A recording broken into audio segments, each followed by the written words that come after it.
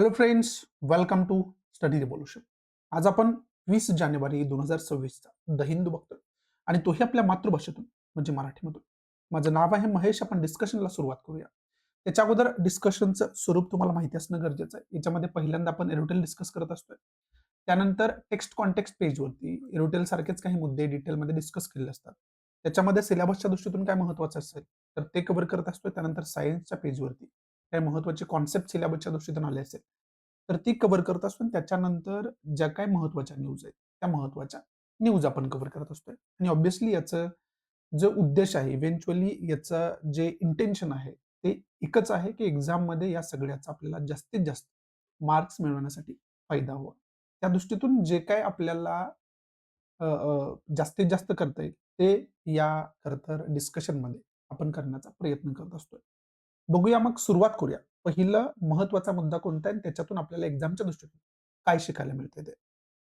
पहिलं जे एरोटेल आहे ते आपल्यासाठी वर्ल्ड पॉलिटिक्स आणि इंटरनॅशनल रिलेशनच्या दृष्टीतून खूप जास्त महत्वाचं आहे. त्या दृष्टीतून खरं तर ह्या एरोटेलकडे आपल्याला बघायला लागेल आणि खूप खरं तर फॅक्च्युअल गोष्टी सुद्धा याच्यामध्ये आलेल्या आहेत.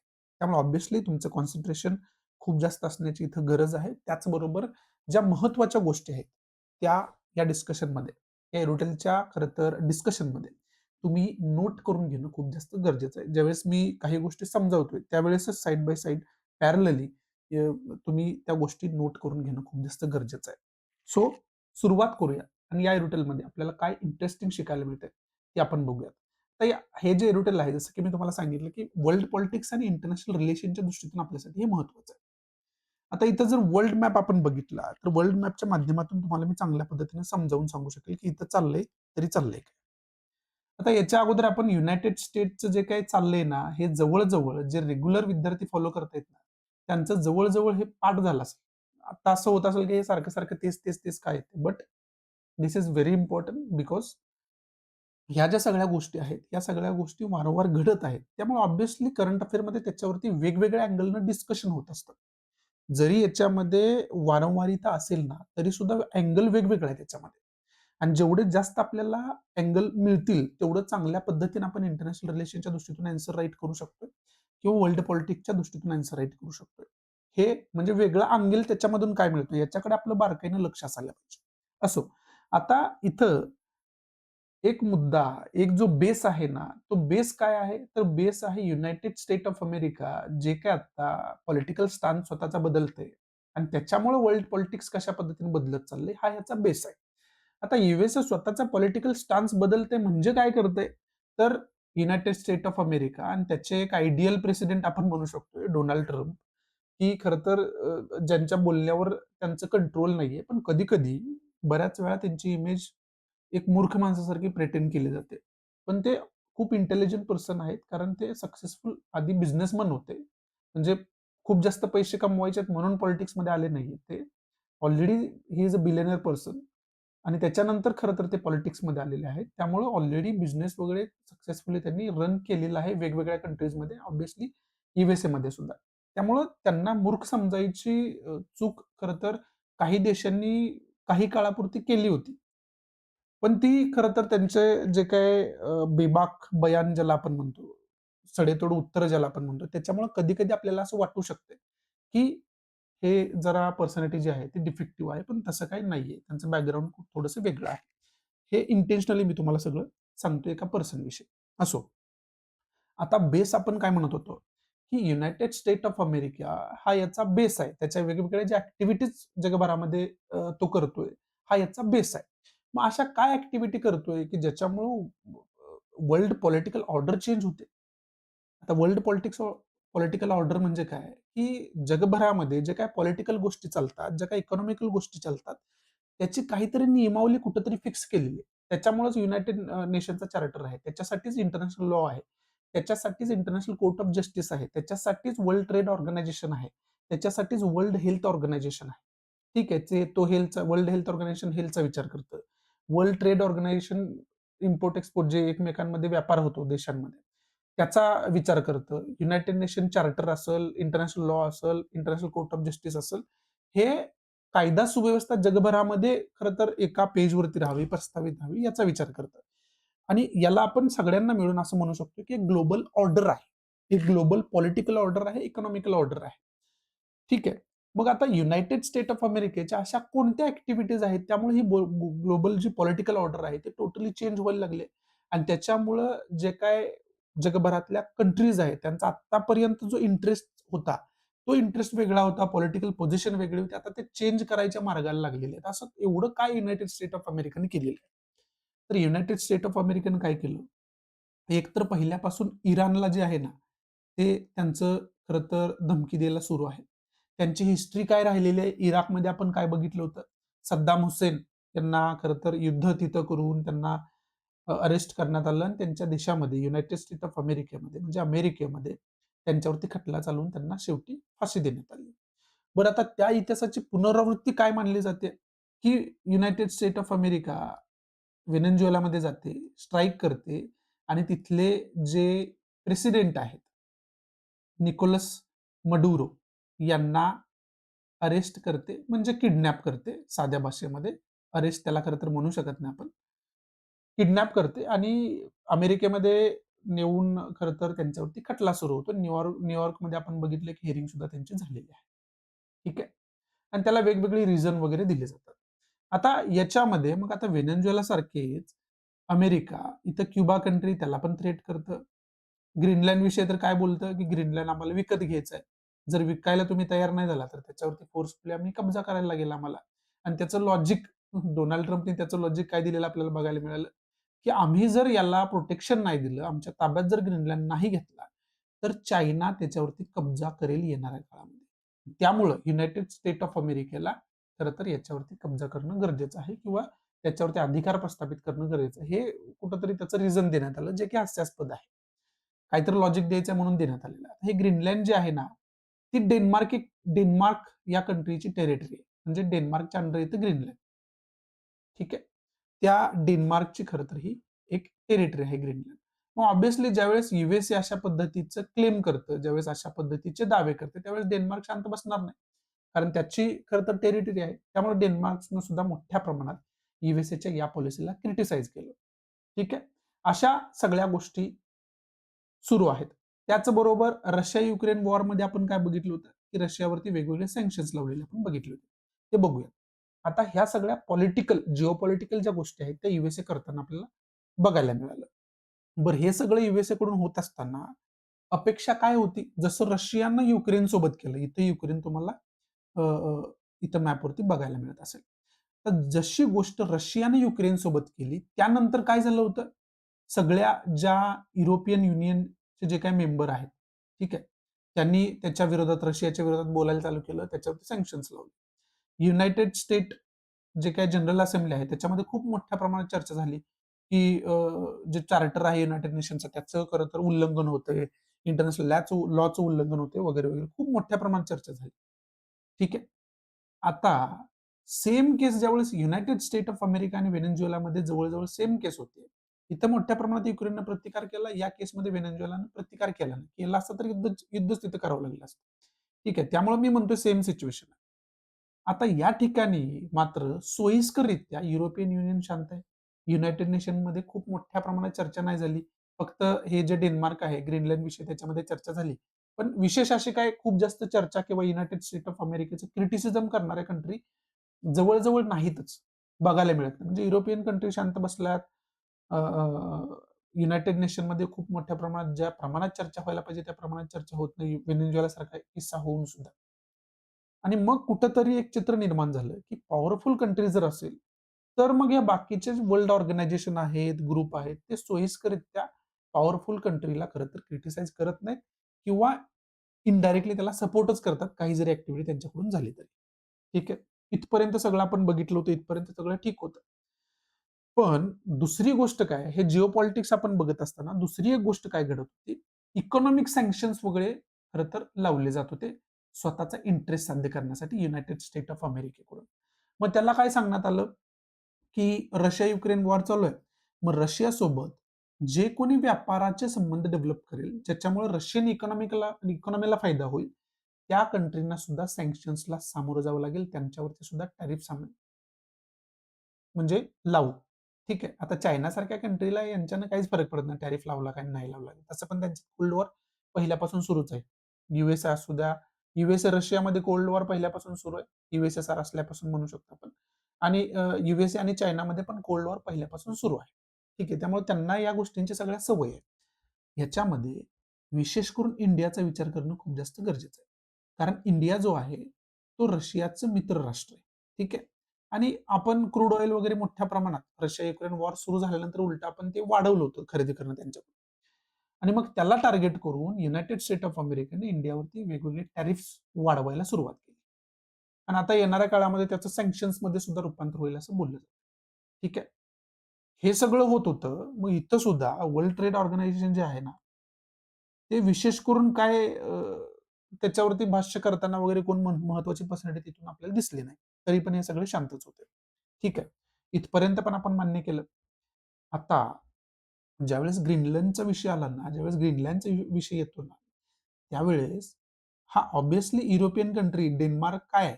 European country. मग राईट और रॉंग? काल आपण युरोपियन युनियनचं बघितलं होतं ना. ठीक आहे. आता ही युरोपियन कंट्री आहे. त्याच्यावरती ज्यावेळेस यूएसए जो आहे तो घालायचा प्रयत्न करतो. त्याचा अधिकार मारायचा प्रयत्न करतो. त्यावेळेस मग अचानक यांना जाग येते सगळ्यांना युरोपियन युनियन. ठीक आहे. मग ह्या सगळ्या कंट्री ज्या आहेत त्या डेन्मार्कच्या सपोर्टमध्ये ऑब्व्हियसली यांना उभंच राहायला लागणार डेन्मार्कच्या सपोर्टमध्ये. मग ह्या ज्या सगळ्या कंट्रीज आहेत त्या डेन्मार्कच्या सपोर्टमध्ये उभं राहतात. त्या कंट्री ग्रीनलँडमध्ये स्वतःची फोर्स डेव्हलप करतात. सॉरी डिप्लॉय करतात.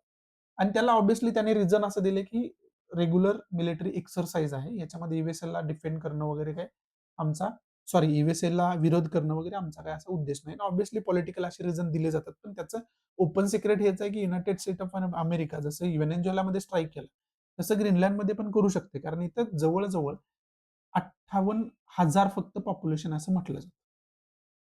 कारण हे खूप कोल्ड एरिया आहे. दिसायला जरी हे अ, जो आइसलँड आहे तो मोठा दिसत असला तरी सुद्धा याच्या फक्त किनारपट्टीवरती पॉप्युलेशन आपल्याला बघायला मिळते. बाकी याच्यामध्ये पॉप्युलेशन खूप मोठ्या प्रमाणात नाहीये. त्यामुळे ऑब्व्हियसली स्ट्राईक करणं वगैरे सोपी गोष्ट आहे. United state of America. त्यामुळे युरोपियन कंट्रीने तिथं स्वतःची फोर्स जी आहे ती डिप्लॉय केली भविष्यातील धोका टाळण्यासाठी. हे ओपन सिक्रेट आहे. आता हे सगळं ज्यावेळेस होतंय ना, त्यावेळेस मग युरोपियन कंट्रीज ज्या आहेत, त्या युरोपियन कंट्रीज जाग्या झालेल्या आपल्याला बघायला मिळाल्या. ठीक आहे. आता युरोपियन कंट्रीज ज्या आहेत, त्या यूएसएच्या खूप जवळच्या मित्र कंट्रीज आहेत हां. हे सुद्धा म्हणजे यूएसए यांना सिक्युरिटी वगैरे प्रोव्हाईड करतो. ठीक आहे. त्यामुळे युरोपियन युनियन आणि यूएसएचे खूप मैत्रीपूर्ण संबंध आहेत. जसे की आपले रशियाचे मैत्रीपूर्ण संबंध आहेत. आपले इस्रायलचे मैत्रीपूर्ण संबंध आहेत. तशा पद्धतीचं त्यांचं इतिहासापासून पासून खरं तर चालत आलेलं आहे. ठीक आहे. पण आता मित्रराष्ट्रांचा विचार न करता यांनी जे आहे ते ग्रीनलँडवरती जे अशा पद्धतीची ऍक्टिव्हिटी करायचा प्रयत्न केला. मग ऑब्व्हियसली ग्रीनलँडच्या सपोर्टमध्ये युरोपियन कंट्रीना उभं राहणं गरजेचंच आहे. त्या उभं राहिल्या. आता त्याचा परिणाम म्हणून काय झालं? युनायटेड स्टेट ऑफ अमेरिकेने ठरवलं युरोपियन कंट्रींवरती म्हणजे डिरेक्टली त्यांनी खरं तर अनाउन्स केलं, की जे पण ग्रीनलँडच्या केसमध्ये ग्रीनलँडच्या बाजून असतील त्यांच्यावरती आम्ही टॅरिफ्स लावू. अशा पद्धतीची घोषणा करण्यात आली. मग सरळ-सरळ इथं स्पष्ट झालं, की आता जसे संबंध युरोपियन युनियन आणि अमेरिकेचे होते, तसे संबंध आता राहिलेले नाहीत. त्याच्यामध्ये तणावाची परिस्थिती निर्माण झालेली आहे. हे ओपन झालं. आता ठीक आहे. मग आता हे जे युरोपियन युनियन, युरोपियन कंट्रीज आणि यूएसए जे एकत्र होते त्यांच्यामध्ये सरळ-सरळ फूट पडलेले आपल्याला बघायला मिळते. ठीक आहे. मग आता ह्या ज्या कंट्रीज आहेत, त्या येणाऱ्या काळामध्ये मग इंडिया असू द्या, चायना असू द्या, रशिया असू द्या, मिडल ईस्ट कंट्रीज असू द्या, त्यांच्यासोबत कशा पद्धतीनं मैत्रीपूर्ण संबंध ऑब्व्हियसली मैत्रीपूर्ण संबंध आहेत आत्ता पण.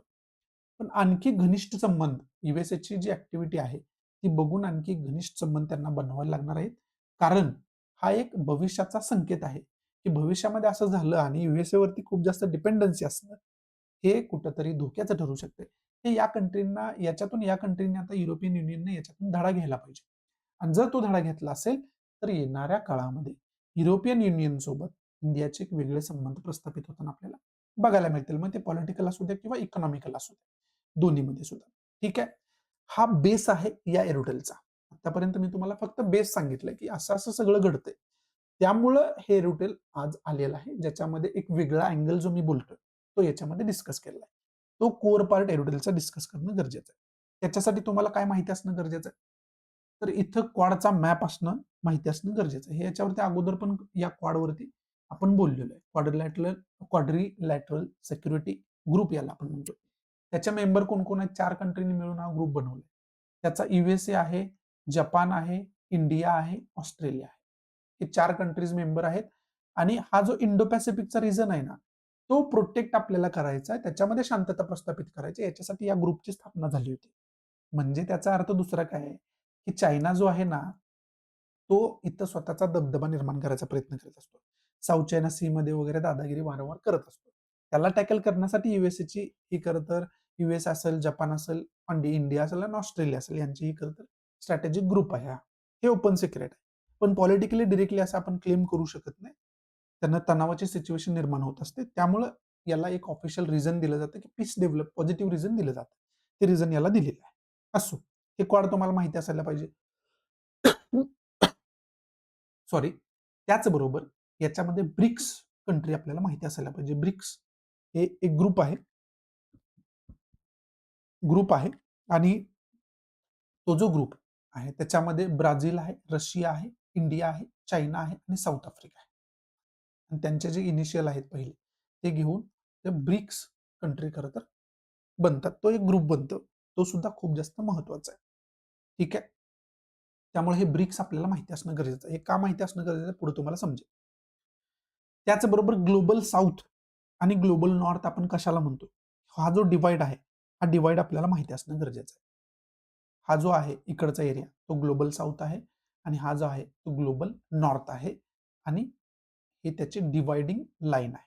ठीक आहे. ऑस्ट्रेलिया जो आहे तो ग्लोबल नॉर्थमध्ये येतो. हे चांगल्या पद्धतीने लक्षात असायला पाहिजे. जरी तो साऊथमध्ये दिसत असला तरी सुद्धा. ठीक आहे. हे तुम्हाला चांगल्या पद्धतीने माहिती असायला पाहिजे. ज्या पॉवरफुल कंट्रीज बऱ्यापैकी येतात ना, त्या ग्लोबल नॉर्थमध्ये येतात. आणि ज्या डेव्हलपिंग कंट्रीज आहेत, अंडर डेव्हलप्ड कंट्रीज आहेत, पुअर कंट्रीज आहेत, त्या सगळ्या ग्लोबल साऊथमध्ये येतात.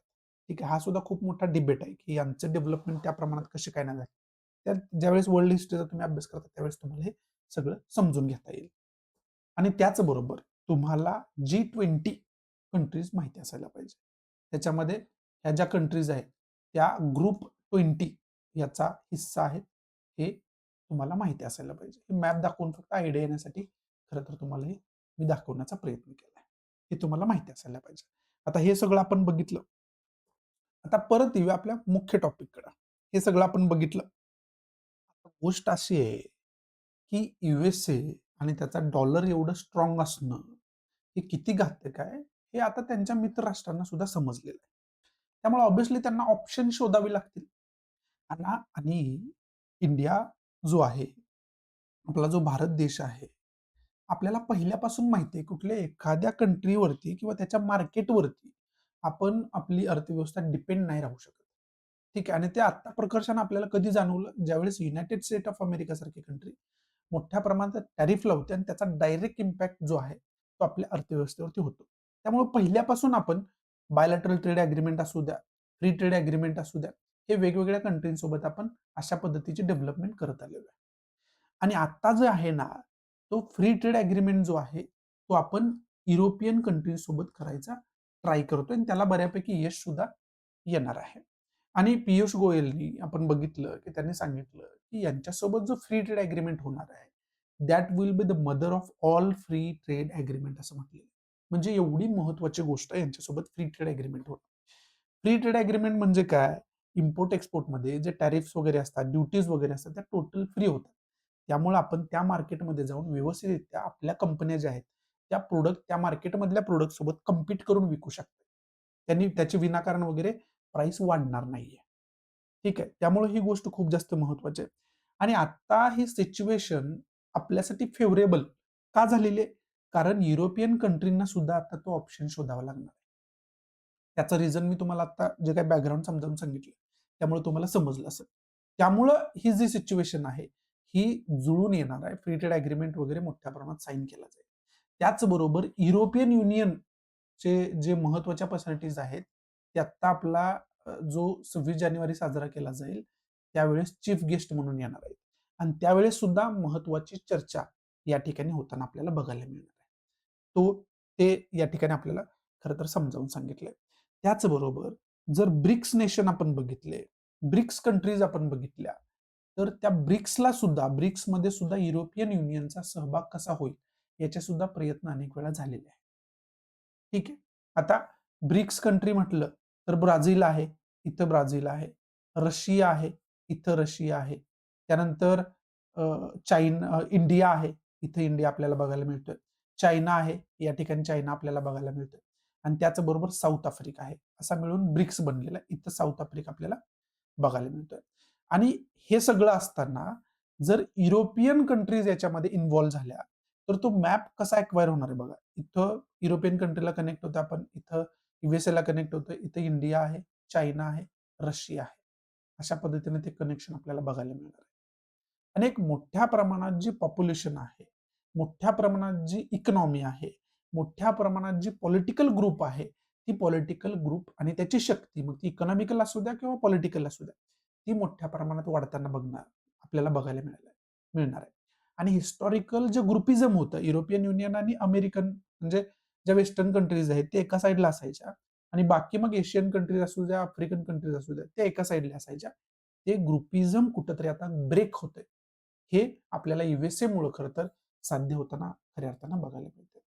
आणि आता ग्रीनलँडच्या सिच्युएशनमध्ये जसं युएसएनं युरोपवरती सँक्शन्स लावले, तसंच युरोप सुद्धा पलटवार करण्याची शक्यता आहे. न्यूज पण आपण याच्या रिलेटेड बघितलेलं आहे. युरोप सुद्धा त्यांच्यावरती टॅरिफ लावल. कारण मुद्दा असा आहे, की जसं युरोपियन कंट्री इथे एक्सपोर्ट करतात, तसं युनायटेड स्टेट ऑफ अमेरिका पण तिथे एक्सपोर्ट करतोय ना.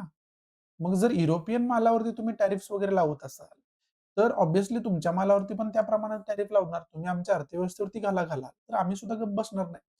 हे कुठेतरी सूर जो आहे तो आपल्याला बघायला मिळालेला आहे. असं नाहीये की ते काय बोलले नाही. स्वतःवर त्याला बोलावंच लागतं. जरी दुसऱ्या सिच्युएशनमध्ये आपण इंटरेस्ट आपला बघून स्टान्स घेतला असला, तरी आता स्वतःवरती आल्यावर तर बोलायला लागेल. आणि ते जी कंडिशन आहे, ती युरोपियन युनियन किंवा युरोपियन कंट्रीजवरती आलेली आहे. आणि ते त्याच्यामध्ये बोलताना आपल्याला बघायला मिळतात. त्याचबरोबर हे सगळं सांगत असताना बाकी जसं ब्रिक्सचा उल्लेख आला, तसंच ग्रुप 20चा उल्लेख आला. ग्रुप 20चा मॅप दाखवला. आता ग्रुप 20 विशेष करून इकॉनॉमिकल कॉपरेशनसाठी खरं तर बनवलं गेलेलं ग्रुप आहे. अगोदर ग्रुप 7 होता, त्यानंतर ग्रुप 20 झालं. आणि आपण 2023 मध्ये याचं अध्यक्षपद पण भूषवलेलं आहे. मग हे जे ग्रुप 20 आहे, हे ग्रुप 20 या ठिकाणी इकॉनॉमिकल कॉपरेशनसाठी जरी बनवलेलं असेल, तर त्याचा जो अजेंडा आहे, तो कुठेतरी पॉलिटिकल झालेला आपल्याला या ठिकाणी बघायला मिळतो. मग याच्यामध्ये सुद्धा येणाऱ्या काळामध्ये काय चर्चा होते, काय बदल होत आहेत, हे आपल्याला बघण्यासारखं या ठिकाणी खरं तर असणार आहे. सॉरी. आणि चायना आणि इंडिया यांच्यामध्ये इथं बाउंड्री लाईन क्रायसिस जरी असला, तरी सुद्धा आता या 2 कंट्री ज्या आहेत, ते येणाऱ्या काळामध्ये खऱ्या अर्थानं कशा पद्धतीनं कॉपरेटिव्ह पद्धतीनं काम करतायत, मग ते इकॉनॉमिक असू द्या किंवा पॉलिटिकल क्षेत्रात असू द्या. ते खरं तर बघायला लागणार आहे. कारण का? तर युनायटेड स्टेट ऑफ अमेरिका सोबत पण आपले मैत्रीपूर्ण संबंध होते. रशियासोबत पण आपले मैत्रीपूर्ण संबंध होते. चायनासोबत बाउंड्री लाईन सिक्युरिटीचा प्रॉब्लेम सोडला, बाउंड्री लाईन क्रायसिसचा प्रॉब्लेम सोडला, तर बाकी आपले संबंध व्यवस्थित आहेत. पाकिस्तानसारखे पूर्ण गैरगुजरी संबंध नाही आहेत आपले. ते व्यवस्थित आहेत. पण जर युनायटेड स्टेट ऑफ अमेरिका अशा पद्धतीची ऍक्टिव्हिटी करायला लागला, तर आता मग इंडिया आणि चायना जो आहे, ते सुद्धा एक खूप रेअर कंडिशन आहे. पण ते सुद्धा एक सिच्युएशन क्रिएट होऊ शकते, ज्यामध्ये या 2 कंट्रीने एकत्र येऊन काम करावंच लागेल. पण ऑब्व्हियसली जसा अमेरिका अग्रेसिव्ह आहे, तसा चायना अग्रेसिव्ह आहे. स्वतःचा इंटरेस्ट फुलफिल करण्यासाठी चायना कोणत्याही थराला जाऊ शकतो. आतापर्यंत आपण बघितलेलं आहे. त्यामुळे तो आपला शेवटचा ऑप्शन असेल, याच्यामध्ये काही दुमत नाहीये. ठीक आहे. मग ते सुद्धा आणखी साठी एक खरं तर बॅकलॉग असणार आहे, एक सेटबॅक असणार आहे. हे सुद्धा आपल्याला विसरून खऱ्या अर्थानं चालणार नाहीये. आणि आता या पोझिशनमध्ये आतापर्यंत रशियाला जे विरोध करत होते, जर युरोपियन कंट्रीजवरती जर अशा पद्धतीची सिच्युएशन यूएसए आणत असेल, तर होऊ शकतंय युरोपियन कंट्रीज येणाऱ्या काळामध्ये रशिया विरुद्ध त्यांचा जो स्टँड होता, तो कुठेतरी माघारी सुद्धा घेतील. कारण ऑब्व्हियसली प्रेफरन्स चेंज होणार. त्यामुळे तो जो स्टँड आहे, तो स्टँड होऊ शकते सँक्शन्स वगैरे माघारी पण घेतील. यामध्ये शांत खरं तर बघ्याची भूमिका घेऊ शकतात ते येणाऱ्या काळामध्ये, जसं यूएसएच्या कंडिशनमध्ये घेतली तसं. मग ही जी सगळी वर्ल्ड पॉलिटिक्सची गणित आहेत, ती वर्ल्ड पॉलिटिक्सची गणितं येणाऱ्या काळामध्ये आपल्याला बदलताना पाहावयास मिळणार आहे. हा खरं तर एक वेगळा अँगल लेखकाने या एरोटेलच्या माध्यमातून आपल्याला समजावून सांगायचा प्रयत्न केला आहे. आणि मग हे सगळं असताना या ठिकाणी हे जे एरोटेल आहे त्याच्यामध्ये महत्त्वाच्या गोष्टी कोणत्या आल्या तुम्हाला ब्रिक्स सांगितलं, क्वाड सांगितलं, G20 सांगितलं. त्याचबरोबर आता यूएसए काय म्हणत होतं, की बोर्ड ऑफ पीसची आम्ही स्थापना करतो आणि त्याच्यासाठी इंडियाला इन्व्हिटेशन देण्यात आलं होतं. आता हा मुद्दा आहे इस्रायलचा. इथं आपल्याला या ठिकाणी इस्रायल ही कंट्री छोटीशी बघायला मिळते. तिथं हिस्टॉरिकल जो आहे, तो इस्रायल पॅलेस्टाईन कॉन्फ्लिक्ट सुरू आहे. आणि तो इस्रायल पॅलेस्टाईन कॉन्फ्लिक्टमुळे गझा स्ट्रिपमध्ये मोठ्या प्रमाणात लोकांची कत्तल होते. मग या गझामध्ये पीस डेव्हलप करण्यासाठी खऱ्या अर्थानं यूएसएनं समोर येऊन एक पीस बोर्डची स्थापना केली आणि त्याच्यामध्ये इंडियाला सुद्धा इन्व्हिटेशन देण्यात आले. आता डोनाल्ड ट्रम्प पहिल्यापासून काय म्हणत आलेत, की मला अजून नोबेल पीस प्राइज कसं काय दिलं नाही? म्हणजे त्यांना असं वाटतं, की नोबेल पीस प्राइज मला आतापर्यंत मिळायला पाहिजे होतं. मग ऑब्व्हियसली शांतता मी कशा पद्धतीने जगभरामध्ये स्थापन करायचा प्रयत्न करतोय आणि त्याच्यासाठी मी कसा आयडियल लीडर आहे, हे ते दाखवण्याचा प्रयत्न करतात. इंडिया पाकिस्तानमध्ये सिंदूर ऑपरेशन झालं, त्याच्यामध्ये खूप मोठं युद्ध झालं असतं, पण मी मध्यस्थता केल्यामुळे त्यांच्यामध्ये शांतता प्रस्थापित झाली असं त्यांनी दावा केला आणि त्याच्यामध्ये पाकिस्तान जे आहे त्यांनी सपोर्ट पण केला. ऑब्व्हियसली त्याच्याशिवाय कर्ज वगैरे मिळणार. त्यांनी तो सपोर्ट पण केला. ठीक आहे. आणि मग आता इस्रायल पॅलेस्टाईन कॉन्फ्लिक्टमध्ये ते प्रयत्न करतायत. रशिया युक्रेन वॉरमध्ये तुम्हाला सगळ्यांना आठवत असेल. झेलेन्स्की यांना त्यांनी बोलवून तिथे ह्युमिलेशन त्यांचं केलं होतं मीडियासमोरच. ठीक आहे. म्हणजे तिथे सुद्धा शांतता प्रस्थापित करून मी कसा शांतता दूत आहे, हे त्यांनी इमेज क्रिएट करायचा प्रयत्न केला होता. पण त्याच्यामध्ये त्यांना अपयश आलं आणि त्याचा राग त्यांनी ते झेलेन्स्कीवरती मीडियासमोर काढलेला आपण सगळ्यांनी बघितला होता. ठीक आहे. मग याच्यामध्ये जे आहे, ते हा जो पीस बोर्ड आहे, एकीकडे सँक्शन्स वगैरे लावायची, तणावाची सिच्युएशन निर्माण करायची आणि दुसरीकडे पीस बोर्डावरती वगैरे इन्व्हिटेशन द्यायचं. ही जी डिप्लोमसी आहे, याच्यामध्ये सुद्धा पुढे काय घडामोडी घडतायत हे बघण्यासारखं असणार आहे, इंटरेस्टिंग असणार. त्याचबरोबर पॅक्स सिलिकामध्ये सुद्धा इंडियाला इन्व्हाईट त्यांनी केलेलं आहे. पॅक्स सिलिकामध्ये इंडिया मेंबर नाहीये. त्याला पॅक्स सिलिका किंवा पॅक्स सिलिकॉनिका म्हणतात. याच्यावरती प्रिलियमच्या दृष्टीतून मी क्वेश्चन ऑलरेडी पोस्ट करून ठेवला ग्रुपवरती आपल्या अँसर रायटिंग ग्रुपमध्ये टेलिग्राम चॅनलवरती. ठीक आहे, ते तुम्ही बघितलं असेल. त्याच्यावरती याच्या अगोदर आपण डिटेल डिस्कशन पण केले. विशेष करून जे रेअर मिनरल्स आहेत ना, जे विशेष करून आपण इलेक्ट्रॉनिक प्रोडक्टसाठी वापरतो, वेपन्स वेगवेगळे तयार करण्यासाठी वापरतो, जे की महत्वाचं आहे आणि खूप कमी प्रमाणात आढळतात. त्याच्यामध्ये युनिटी असणं खूप जास्त गरजेचं आहे आणि चायना त्याच्यामध्ये मास्टर आहे. कारण यांच्यापाशी खूप मोठ्या प्रमाणात साठे आहेत आणि ते दुसऱ्याला हे देण्यापासून सुद्धा स्वतःला वाचवत आहेत. म्हणजे एक्सपोर्टच याचा टोटली यांनी बॅन करून टाकला. त्यामुळं बाकी कंट्रींना हे उपलब्ध होणं खूप कठीण झालंय आणि त्याच्यासाठी मग त्यामध्ये कॉपरेशनसाठी, त्यामध्ये टेक्नॉलॉजी डेव्हलपमेंटसाठी ते खूप जास्त गरजेचं आहे.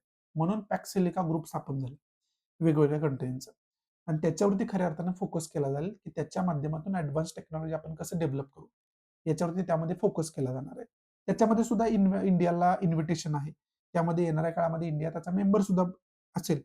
हा सुद्धा एक वेगळा अँगल याच्यामध्ये सांगितलेला आहे. पण याच्यामध्ये यूएसएची अशी पॉलिटिकल भूमिका असताना, अशी खरं तर इकॉनॉमिकल भूमिका असताना हे कितपत साध्य होईल, हा एक क्वेश्चन मार्क लेखक आपल्याला उपस्थित या ठिकाणी करताना आपल्याला बघायला मिळतो. मग हे पॅक्सिलिकाचा उल्लेख आलेला आहे. त्याचबरोबर जर इंडियाची पोझिशन बघितली तर नेबरहूड कंट्री सोबत कशा जरी क्रायसिस नेपाळमध्ये सुरू आहे, श्रीलंकेमध्ये फायनान्शियल क्रायसिस आपल्याला बघायला मिळालं तर बांगलादेशमधली सिच्युएशन आपल्याला सगळ्यांनाच माहिती आहे. तरी सुद्धा हे सगळं होऊन सुद्धा श्रीलंकेला आपण सागरबंधू ऑपरेशनच्या माध्यमातून जे सायक्लोन दित्वा आला होता ना, त्यावेळेस आपण इकॉनॉमिक जे एड आहे, मदत आहे, ते आपण त्यांना प्रोव्हाइड केली होती. म्हणजे ते जे संबंध आहेत ते आपण प्रस्थापित करण्यामध्ये कुठं मागं पडलेलो नाहीये.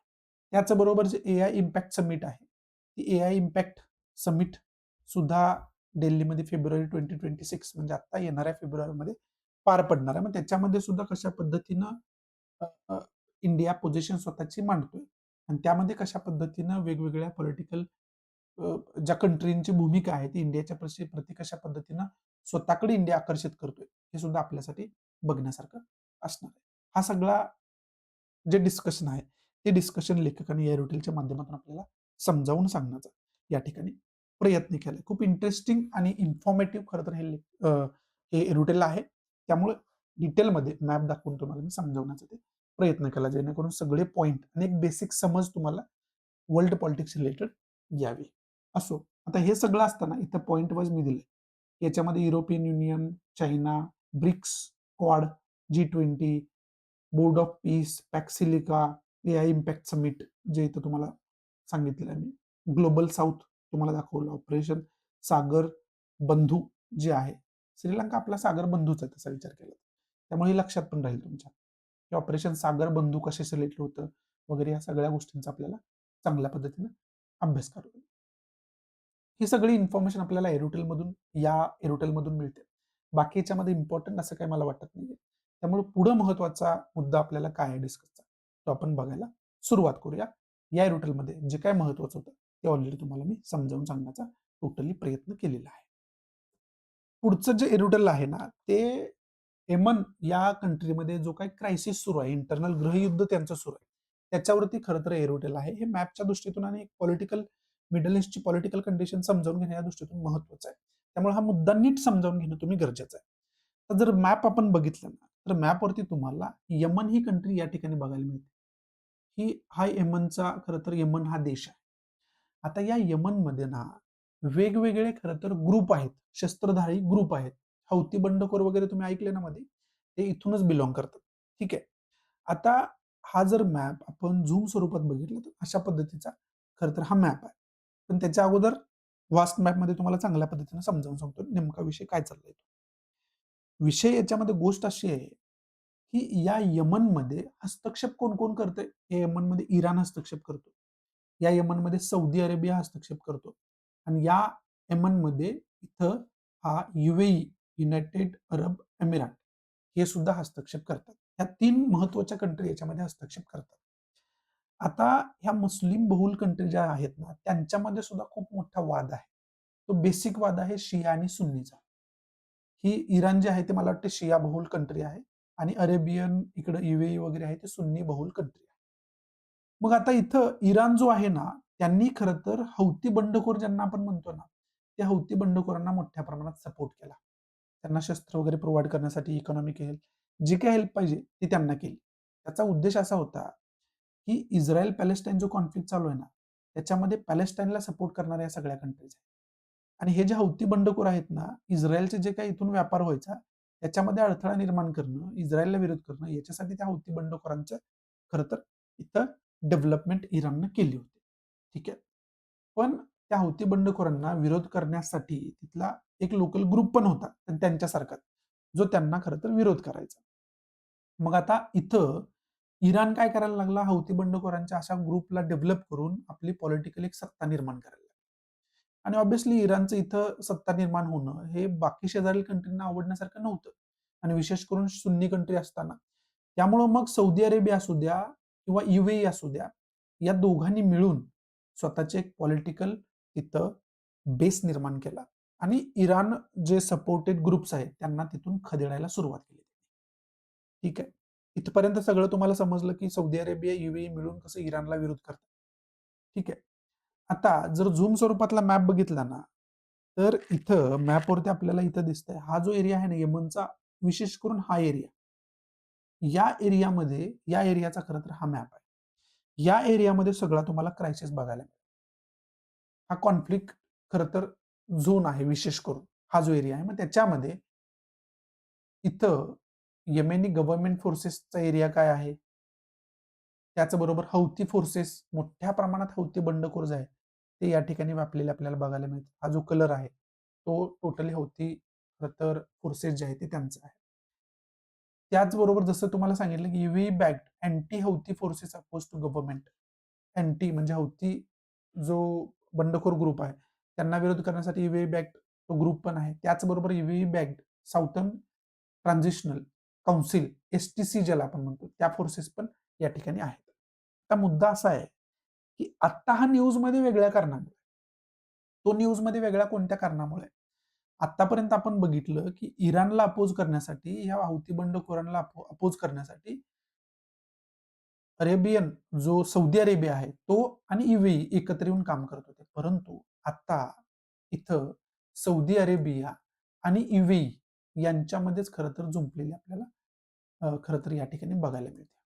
आणि या दोघांमध्येच मग वेगवेगळे ह्यांचे जे बॅक्ड ग्रुप आहेत, यांनी सपोर्ट केलेले ग्रुप आहेत, ते एकमेकांमध्ये लढताना आपल्याला बघायला मिळते. आणि त्यामुळे हा क्रायसिस जो आहे, तो पुन्हा एकदा न्यूजचा हिस्सा बनलेला आहे. त्यामुळं हे जे सगळं बॅकग्राऊंड आहे, ते तुम्हाला समजावयाची गरज पडली. मग आता सौदी अरेबियाला असं वाटतं, की येमेनचे तुकडे झाले तर म्हणजे येमेनचे सौदी अरेबियाला असं वाटतं, की येमेनचे तुकडे अ, नाही झाले पाहिजे.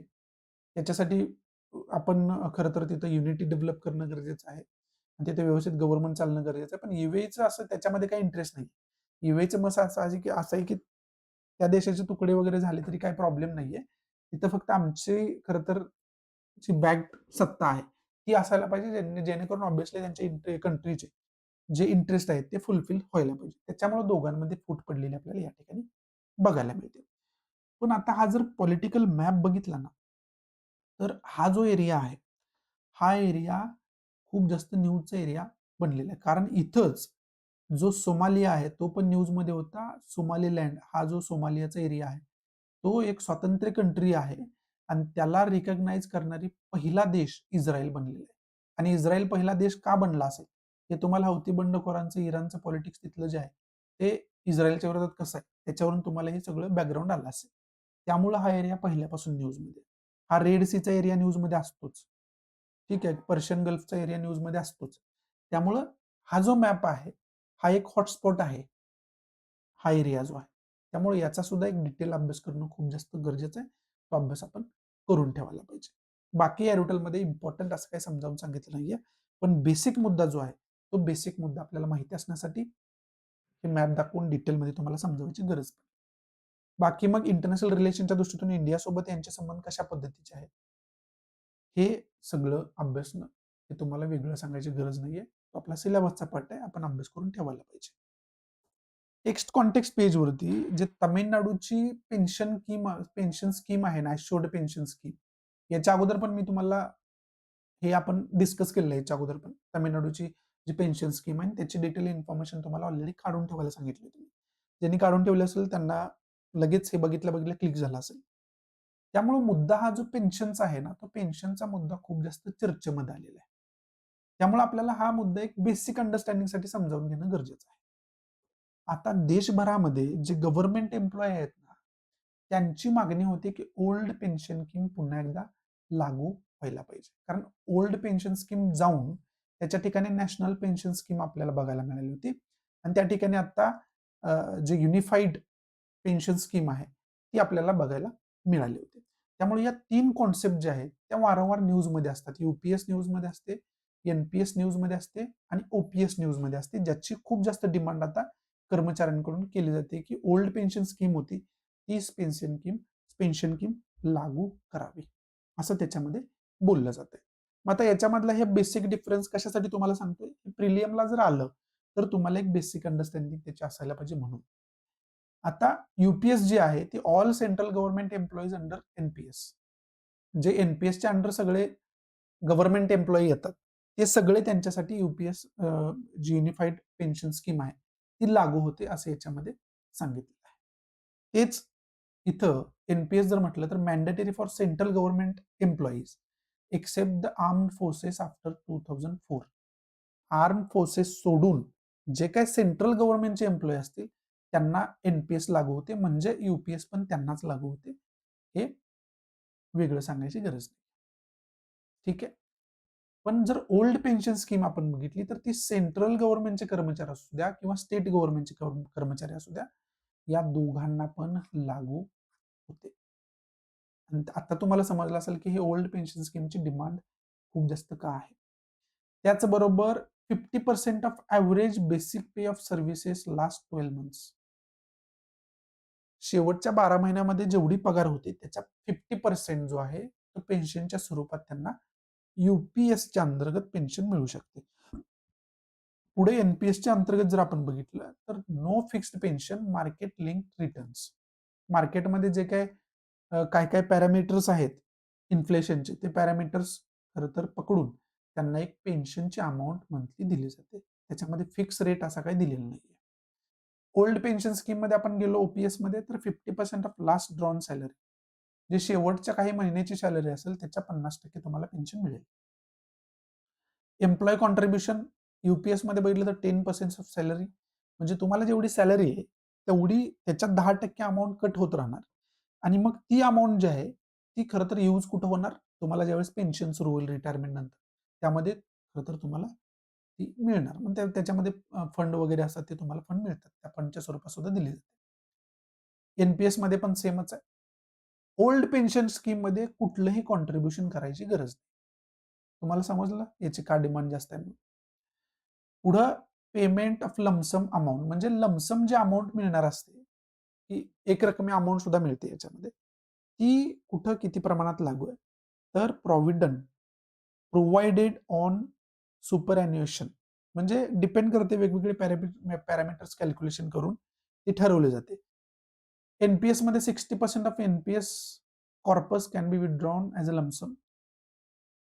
त्यानंतर जर ओपीएस मध्ये बघितलं तर commutation of 40% of pension as a lump sum. पेन्शनच्या टोटल पेन्शनच्या 40% म्हटले, 60% म्हटले, अशा पद्धतीनं रेट करतच दिले जातात. पण सगळे पॅरामीटर्स बघता एम्प्लॉईला आवडणारी स्कीम कोणती असू शकते? तुम्ही गव्हर्नमेंट एम्प्लॉय असता तरी पण तुम्हाला ओल्ड पेन्शन स्कीमच आवडली असते, कारण त्याच्यामध्ये इतरांपेक्षा साधे, सोपे आणि जास्त बेनिफिट आहेत. सिंपल आहे की फक्त बेसिक इन्फॉर्मेशन याची आपल्याला माहिती असायला पाहिजे. बाकी डिटेलमध्ये लाईन टू लाईन एडिटोरियल बघायची काही गरज नाही. त्याच्यामध्ये स्टेट गव्हर्नमेंटचं पॉलिटिक्स काय आहे, सेंट्रल गव्हर्नमेंटचं काय आहे, मग ते कसं योग्य अयोग्य वगैरे वगैरे डिस्कस केले एवढं डिटेलमध्ये, किंवा फॅक्च्युअल इन्फॉर्मेशनसाठी ते काही एवढं आयडियल नाहीये. फॅक्च्युअल इन्फॉर्मेशन ही आपल्याला असायला पाहिजे बेसिक अंडरस्टँडिंगसाठी, ती याच्यातून बऱ्यापैकी येते. बाकी याच्यावर ते जे मल्टिपल चॉईस क्वेश्चन जे आहे, जर तुम्हाला इंटरनेटवरून मिळाले तर ते सोडवून आपण बघायला पाहिजे. पुढचं टेक्स्ट कॉन्टेक्स्ट पेजवरती मुद्दा जो डिस्कस केलाय तो केलाय एसआयआर. एसआयआरचा मुद्दा खऱ्या अर्थाने या ठिकाणी डिस्कस केलाय. त्याला आपण काय म्हणतो? Special intensive revision 2.0. हे एसआयआर जे आहे ते 2.0 आहे. आता याच्या अगोदर पण तुम्हाला आपण खूप वेळा एक मुद्दा डिस्कस केलाय. तो मुद्दा काय डिस्कस केलाय की इलेक्शन कमिशन रिलेटेड, आपल्या इलेक्शन पद्धतीशी रिलेटेड तो मुद्दा आपण डिस्कस केलाय. तो मुद्दा असा आहे की आता गेल्या 2 इलेक्शन्समध्ये प्रकर्षानं आपण वारंवार न्यूजमध्ये बघतोय. तो काय बघतोय की फेक वोटिंग होते. ज्या मृत्यू झालाय ज्या व्यक्तीचा 10 वर्षापूर्वी, तो 10 वर्षापासून तो त्या व्यक्तीच्या नावानं वोट होतंय. ते कोण करतंय, कसं काय होतंय, त्याचं नाव का अजून वोटिंग लिस्टमधून निघालेलं नाहीये. त्याचबरोबर आपण म्हणू शकतोय की ज्याचं वोटिंग त्या एरियामध्ये आहे, त्याचं वोटिंग लिस्टमध्ये नावच नाहीये. त्याचं नावच गायब झालंय त्याच्यामधून. असे अनेक जे खरं तर गोष्टी आहेत, त्या इलेक्शन पद्धतीवर उचलल्या गेल्या. आणि त्याचबरोबर ईव्हीएम मशीनवरती तर सवाल पहिल्यापासून उचलला गेलेलाच आहे. ते आपण बघतच आलेलो आहे.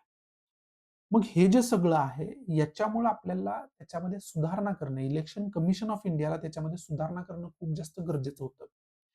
आणि त्यामुळे हे जे स्पेशल इंटेन्सिव्ह रिव्हिजन आहे, ते करणं गरजेचं आहे. आता हे स्पेशल इंटेन्सिव्ह रिव्हिजन काय असतं हे नीट समजावून घ्या. हे तुमचं मतदारांचं व्हेरिफिकेशन होणार आहे. म्हणजे डुअर टू डुअर जाऊन चेक करणार की किती लोक आहेत, ज्याचं मतदान यादीमध्ये नाव आहे का? जे मतदान यादीमध्ये नाव आहे ते बरोबर आहे का? त्याचा ॲड्रेस बरोबर आहे का? तो पर्सन तर केवायसी सारखं आपण जे कसं करतो, तशा पद्धतीने केवायसी प्रत्येक पर्सनची, प्रत्येक फॅमिलीची होताना आपल्याला बघायला मिळते.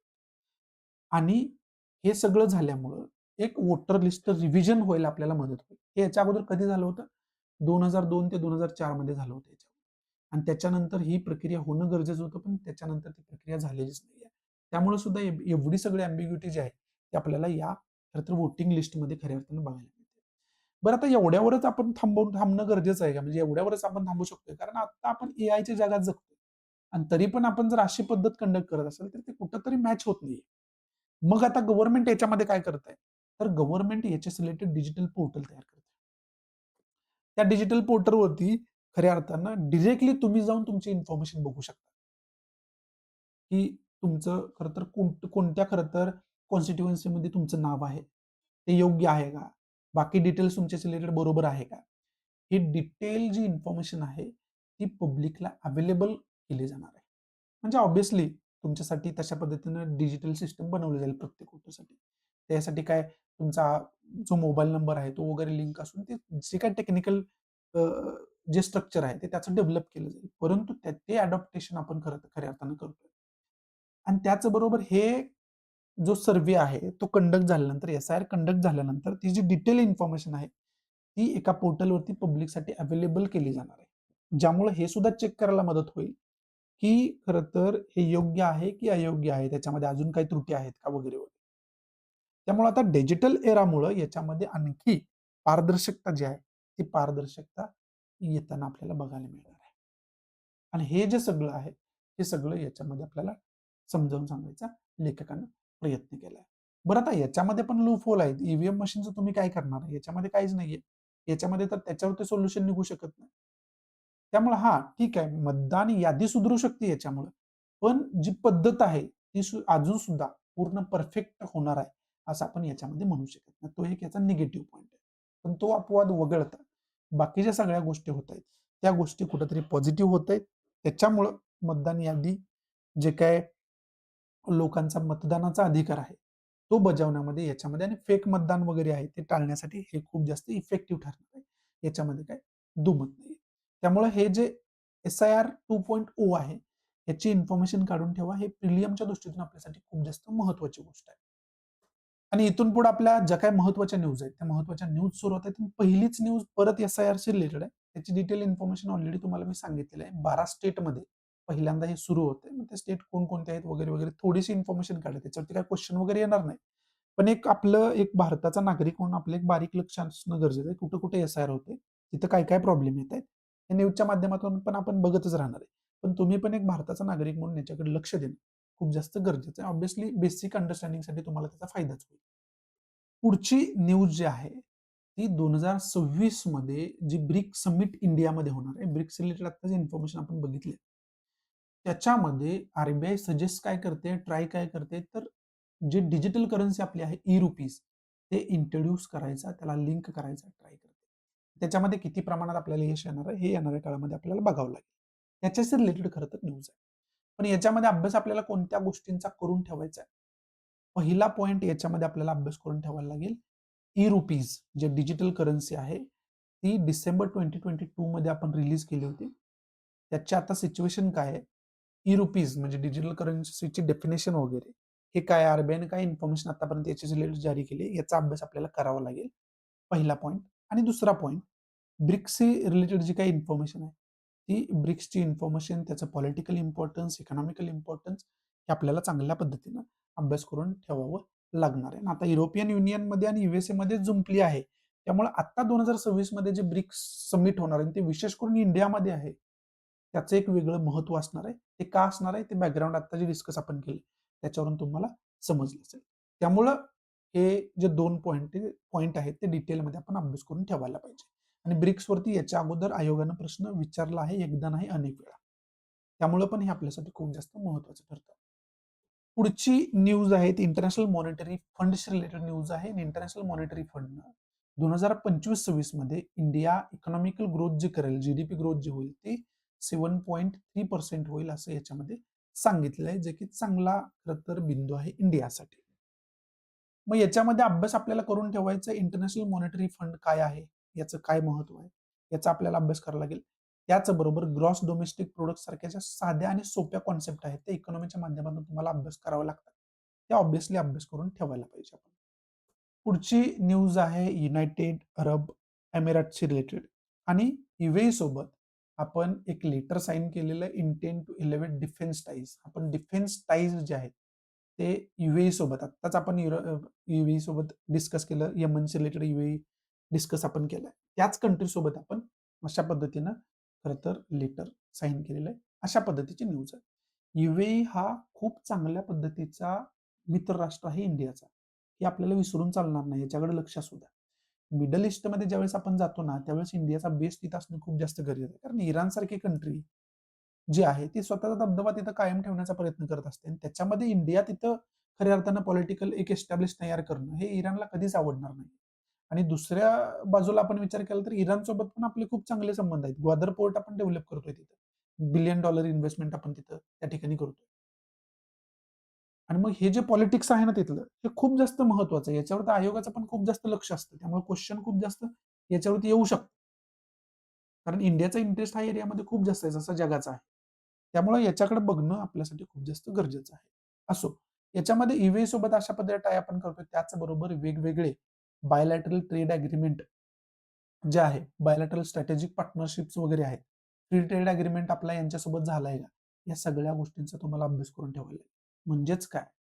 इंटरनॅशनल रिलेशनच्या दृष्टीतून आपल्याला अभ्यास करायला लागेल, यूएई सोबत आपले संबंध कशा पद्धतीचे आहेत. ठीक आहे. तर एक गोष्ट तुम्हाला आठवत असेल, सौदी अरेबियामध्ये पाकिस्तानी जे Asif Munir so called general आहे आर्मीचा, त्याला तो पुरस्कार देण्यात आला. राईट ऑपरेशन सिंदूर नंतर. म्हणजे त्यावेळेस मग त्याचं क्रिटिसिझम सुद्धा खऱ्या अर्थाने इंडियाकडून डिरेक्टली नाही झालं, पण मीडियामध्ये खूप चर्चा झाली. आणि त्या त्या सिच्युएशनमध्ये ईव्हीए सोबत इंडियाचे खूप चांगले संबंध डेव्हलप होणार.